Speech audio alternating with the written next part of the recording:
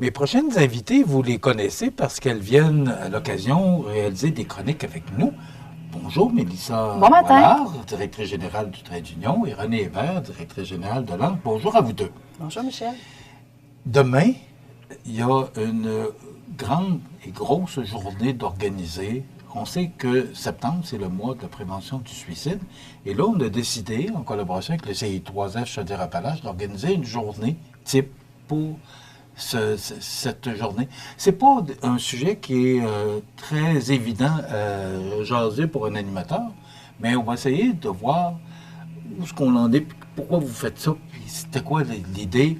D'abord, les deux organismes, là, le Trait d'Union et l'ANCRE, avec le CI3S, les trois, vous vous êtes mis ensemble pour réaliser cette journée-là. L'idée est venue comment? Bien, c'est Mélissa qui a eu l'idée en premier. Puis... Mais j'aurais pas pu dire si ça avait été René ou Mélissa, parce qu'on vous connaît toutes les deux quand même. C'est ça. Mais c'est ça. Dans le fond, Mélissa a soumis l'idée de dire, écoute, est-ce qu'on organise quelque chose pour la journée de prévention du suicide? Et puis, nous, à l'ANCRE, c'est certain qu'on a dit oui. Et puis, après ça, on a dit, bien, peut-être que ce serait le fun aussi de solliciter nos partenaires du CIS de Chaudière-Appalaches pour nous aider là-dedans. Donc, eux aussi ont dit, oui, tout à fait, on embarque. Donc, c'est comme ça que on a débuté ce projet-là qui s'appelle Ravive ta flamme. Dans le fond, c'est le thème de la Journée mondiale de prévention du suicide qui est le 10 septembre. Donc, et puis en sous-thème, on a S'unir pour la prévention du suicide en Montmagny-Lillet. Donc, c'est... Ma question va peut-être sembler un peu bizarre, mais il me semble que c'est le mois de novembre. On en a parlé dans une chronique ensemble, Mélissa. Il me semble que c'est le mois de novembre qui est difficile. Pourquoi que c'est le mois de septembre qui est le mois de la prévention du suicide? Bien, c'est une bonne question, mais c'est quand même une journée mondiale. Hein? Fait que c'est peut-être, c'est pas nécessairement spécifique là, au Québec, c'est partout dans le monde. Donc, peut-être que leur mois plus difficile, à d'autres moments. Nous, c'est parce que c'est le manque de lumière là, en novembre là, aussi, hein, le changement de saison qui fait que on a un peu plus on voit un peu plus de symptômes là, saisonniers, dépressifs, etc. En tout cas, moi, le mois de novembre, je le trouve difficile. Maintenant, qu'est-ce qui va se passer demain? Bien, en fait, demain, on va avoir une journée quand même assez complète. On va surtout, ça va surtout tourner autour de discussions avec des professionnels et des experts de vécu. Mais on va avoir 3 panels dans l'avant-midi, le dîner et l'après-midi qui vont s'adresser à des clientèles plus spécifiques. Et puis, en fin de journée, on va y aller plus avec des tables rondes de discussion avec nos clientèles à nous, à Trait d'Union et à l'ANCRE. Donc, on va commencer le matin avec le panel Intervenir en situation de crise, l'intervention en situation de crise, qui va s'adresser un petit peu plus aux intervenants. Et puis, le midi, on va avoir un panel qui est Milieu proactif pour la santé psychologique au travail, qui, lui, s'adresse un petit peu plus aux gens d'affaires, aux gestionnaires de ressources humaines, parce qu'on sait qu'aujourd'hui, les milieux de travail, c'est quand même important aussi. C'est une préoccupation d'avoir des milieux de travail où est-ce que les employés se sentent soutenus, peu importe si c'est au niveau du travail ou dans leur vie personnelle. Puis, c'est ça, l'après-midi, on continue avec le rétablissement. Ouais. Donc, c'est une partie très importante aussi, hein, quand on pense à la crise suicidaire ou la période du rétablissement. Qu'est-ce qu'on fait justement pour mettre en place les bonnes pratiques ou tous les outils qu'il nous faut pour être capable de se sortir de ces événements qui sont moins le fun dans la vie, là. Donc, justement, sur ce panel-là aussi, on va avoir des professionnels et des experts de vécu. Je pense que c'est ça qui est le fun de cet événement-là, c'est qu'on fait un amalgame entre des intervenants, des professionnels et aussi des gens qui ont vécu la crise suicidaire. Oui, bien en fait, notre grande inspiration, c'est parti d'un documentaire qui s'appelle Des vies à vivre, un documentaire de Carl Bernier. Les réalisateurs Céline Lécuyer et Christian Lafleur seront avec nous, donc les deux réalisateurs, pour expliquer le documentaire qui sera en continu dans la salle François Prévost parce que tout ça aura lieu à l'espace citoyen. Et là-dedans, ce n'est pas des acteurs, là, c'est des gens qui sont venus parler de leur vécu. Il y a une psychologue, il y a des intervenants également là, qui viennent expliquer un peu peu le processus. Donc, on a repris ça, si on veut, à notre échelle, dans Montmagny-Lillet, avec des experts, avec des gens qui vont venir nous partager qu'est-ce qui se passe ici, puis quelles sont les ressources d'ici. Donc, ça, c'est des panels jusqu'à l'après-midi, mais ensuite, il y aura vraiment une discussion avec les 3 personnes qui ont témoigné de leur crise suicidaire, de leurs difficultés en santé mentale, avec les personnes qui sont atteintes. Donc, avec des gens chez nous, Nouveau Sentier, les gens qui ne fréquentent pas nos organismes, mais qui ont souffert ou qui sont bien évidemment invités à venir discuter avec eux. Puis c'est moins comme un panel, là, c'est plus une discussion là, cosy là, ensemble. Et ensuite, en soirée... Oui, c'est ça. Dans le fond, pour la période du souper, on va inviter les membres de l'entourage d'une personne qui a vécu un épisode difficile. Donc, il va y avoir Pierre et Ginette Dubois qui font aussi partie de la distribution du film, qui sont les parents de Joanie qui a vécu une période très difficile. Donc, Pierre et Ginette vont être là aussi pour témoigner de leur vécu à eux autres, comment ils ont vécu ça. Par rapport à leur fille, là, et le soutien qu'ils auraient aimé recevoir, le soutien qu'ils ont eu, peut-être des fois les moments où est-ce que ça a été plus difficile. Donc, on va jaser de ça avec eux autres. Ça va être vraiment super plaisant. Quelle clientèle vous visez? Est-ce que c'est un peu particulier comme question, là, mais vous invitez qui? Dans le cadre de cette émission un peu spéciale. Tout le monde est sujet à voir le documentaire. Premièrement, c'est pas un documentaire qui est noir, c'est pas un documentaire qui fait peur, c'est un documentaire plein d'espoir. On le part à 10h et il va filer jusqu'à 19h. Donc, en continu. Il va passer en boucle tout le temps. Il va passer en boucle, mais on se réserve quand même du temps là, entre les projections. Les réalisateurs vont être là. Il y a quelqu'un du CIS qui va être là également. Si les gens ont des questions, des commentaires sur le documentaire, ils pourront les poser. Après, on repart le documentaire pour une autre fois. Donc ça s'adresse vraiment à tout le monde. C'est sûr que le matin, le panel, où c'est plus l'intervention de crise, la postvention, comment on prend en charge la personne, la crise suicidaire, ça s'adresse peut-être plus à une clientèle, soit des intervenants du communautaire qui sont peut-être moins habitués avec la santé mentale, ou des psychologues, des gens en relation d'aide, là, peut-être tout simplement, là, qui travaillent en coaching, etc., qui voudraient en savoir un petit peu plus sur la trajectoire de service. Ils sont les bienvenus là, le matin. Et pour leur établissement, en après-midi à 13h30, pour moi, ça touche tout le monde. Tu sais, ça peut être autant les proches, autant la personne atteinte, autant des ressources du CIS, du communautaire, là, peu importe, parce qu'on côtoie tout quelqu'un quand même à un certain moment de notre vie ou soi-même avec une difficulté en santé mentale. Fait que pour le rétablissement, ça aussi, c'est pas négatif, c'est pas noir, c'est vraiment aller vers qu'est-ce qu'on peut améliorer, c'est quoi les choses positives, c'est quoi la prise en charge, la responsabilisation en fait de la personne, de la part des proches dans le rétablissement. Fait que c'est une super belle discussion à venir.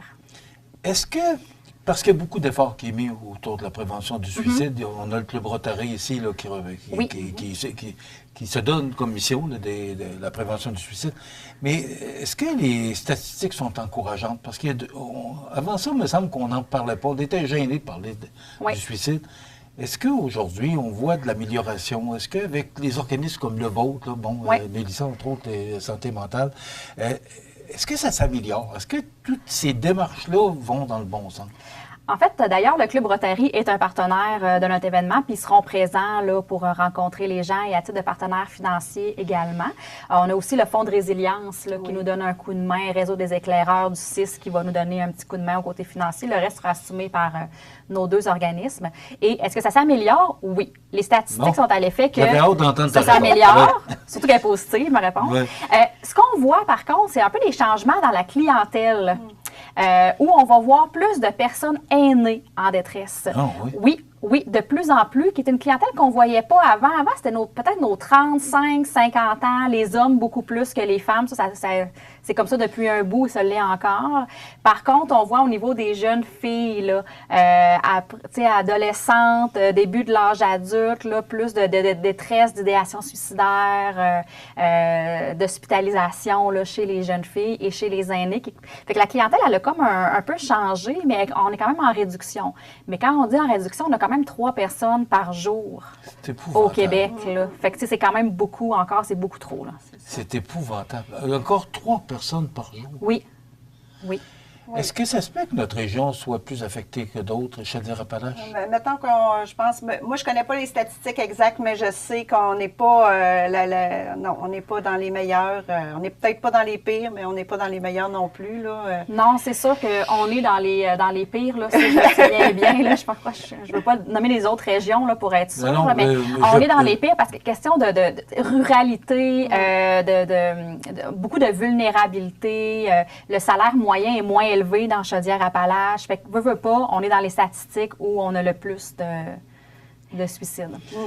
Est-ce qu'il y a des signes avant-coureurs? Parce que là, Mélissa, tu parlais là, que les jeunes filles, puis pour les parents là, qui nous regardent aujourd'hui, est-ce qu'il y a des signes avant-coureurs? Est-ce qu'il y a des signaux d'alarme qu'on devrait ressentir? Oui, vous êtes des organismes qui êtes là pour aider ces gens-là, mais avant d'aller vous voir, ou de conseiller nos enfants ou nos parents d'aller vous voir, est-ce qu'il y a des signes qu'on peut voir?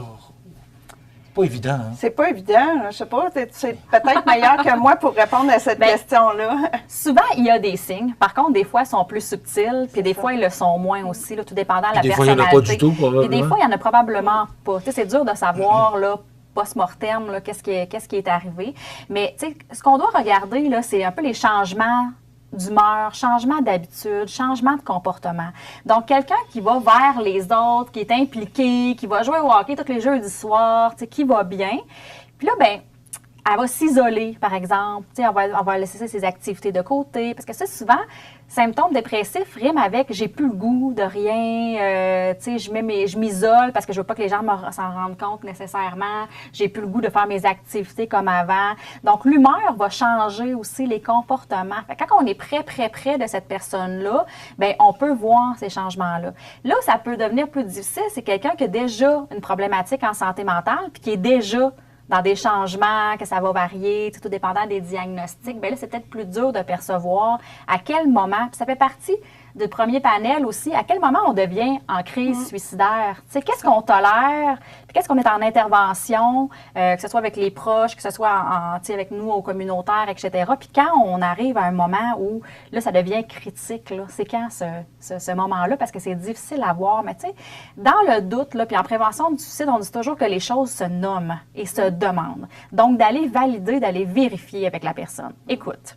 Il y a une façon de le dire, puis il y a un moment, puis il y a un endroit, là, peut-être, là, dans un vestiaire de hockey avec 28 autres personnes, c'est peut-être pas une bonne idée. Mais mieux expliquer ce que tu veux dire pour mieux comprendre pour nous autres, là, parce que ça va bien le professionnel, là, mais... Ouais. Bien, en fait, là, c'est d'aller valider directement notre perception, OK? Donc, de s'asseoir avec la personne en 1-1, dans un... Tu sais, là où c'est possible de discuter, là, peut-être pas... devant un chantier de construction avec plein de bruit, mais tu sais, dans la résidence là, de l'un ou en buvant un café, puis ça se demande, écoute, moi, je vois que t'es différente que de l'habitude, je vois un changement de comportement, mais il semble que là, tu nous appelles moins, ou tu sais, de nommer ce qu'on a remarqué, est-ce que ça va? Puis on peut aller jusqu'à demander, est-ce que tu as des idéations suicidaires? Si la discussion s'en va vers là, puis si on est assez inquiet pour ça, ça se demande, puis c'est ce qu'on dit, ça donne pas des idées aux gens de passer à l'acte parce qu'on le demande. Au contraire, c'est des gens qui ont besoin d'aide, qui sont comme acculés au pied du mur, puis ils savent plus c'est quoi les solutions, ils ne les voient plus. Fait que de leur tendre une main, c'est la meilleure chose qu'on peut faire. Et là, j'ajouterais à ça il n'est jamais trop tard, c'est ça? Il n'est jamais trop tard. Il n'est jamais trop tard. Et si jamais on n'est pas capable de recevoir toute l'information que la personne nous donne, là, parce que c'est là qu'il faut prendre soin comme proche aussi de soi, il ne faut pas outrepasser les capacités qu'on a. Puis si on n'est pas à l'aise, on n'est pas à l'aise. Là. Mais ça se demande. Après ça, c'est peut-être d'amener la personne à l'accompagner à l'urgence, à appeler le 811, à venir dans un organisme communautaire, de l'accompagner. Puis la prise en charge se fera ailleurs. Cette personne-là aura fait ce qu'elle pouvait humainement possible de faire, mais qu'elle n'a pas à prendre la charge d'un intervenant non plus sur ses épaules. Il recommande. Oui, c'est à ça que ça sert, hein, cette journée-là qu'on organise aussi, là, justement, de par les professionnels qui vont être là, les différents intervenants. C'est justement de créer le dialogue et puis juste de recevoir ces outils-là aussi. Hein? Puis après ça, ben, de mettre ça dans notre poche puis de dire, OK, là, peut-être que j'ai un petit peu plus d'outils pour faire face à la situation. Là. Et aussi, il y a de l'aide qu'on peut avoir. Ben oui. Bon, vous êtes des organismes d'aide, vous êtes là pour ça, oui. de vous recommander, puis d'aller vous voir, puis vous prenez en main ces gens-là Exactement. Un sauvé par jour, mais je ne croyais pas que c'est encore 3 au Québec. C'est 3 Ouais. par jour. 3 Ouais. suicides par jour, c'est épouvantable. OK. Merci beaucoup. C'est demain. Ça commence à quelle heure? Ça va commencer à 10 heures. La première projection du film Des vies à vivre débute à 10 heures. Et puis le premier panel, le premier panel, lui, débute à 10h30. Donc, on va se rendre jusqu'à la fin les panels vont se succéder jusqu'à 17h, 17h30. La dernière activité. Et la dernière projection va être à 19h. Pour monsieur, madame, tout le monde, des fois qui n'auraient pas la chance d'assister en journée, sachez qu'on va pouvoir vous recevoir pour la dernière projection à 19h à l'espace citoyen. Et puis, très important, c'est gratuit, totalement gratuit, à part les repas qu'il faut réserver, Ça, c'est normal. payer. Là. Mais il y a un dîner là, parce qu'on veut donner la chance aux gens oui, d'affaires d'être c'est là. ça. Oui. Est-ce qu'il y a un souper? Il y a un souper réservé pour les membres de l'entourage. Cette activité-là est vraiment réservée aux proches. OK. Mais Oui. le dîner est ouvert à tous. Le dîner est ouvert à tous. C'est Là, 20 présentement, Ouais. s'il nous reste quelques places, là, c'est short pas mal, là, mais Ouais. c'est ça. Mais en fait, même si vous n'avez pas votre dîner, vous pouvez vous présenter, puis dans le fond, vous apportez votre lunch. Puis on a un événement. Il y a toujours des solutions. Ben oui, c'est ça. Il y a un événement Facebook, hein, donc Oui. de créer aussi donc toute la programmation, tous les détails, toutes les personnes ça. qui seront là sur les panels, ben, sont tous nommés dans l'événement qu'on peut trouver Exactement. sur la page de l'encre ou sur la page du Trait d'Union. OK. Je vous souhaite, ça fait drôle à dire, mais je vais le faire, une belle journée. Parce ça que va être une belle c'est journée. tellement important, Oui. la prévention du suicide. Merci pour votre implication. Mélissa Boilard, qui est directrice générale du Trait d'Union. René Hébert, directrice générale de l'encre. Bravo pour le travail que vous faites. Merci, Michel. Merci. Alors, c'est demain que ça se passe. C'est à la salle communautaire Espace Citoyen. Donc, vous pouvez y aller en grand nombre. Là. C'est une journée d'information. Et si on en sauve un, on aura fait du bon travail. Exact. Voilà.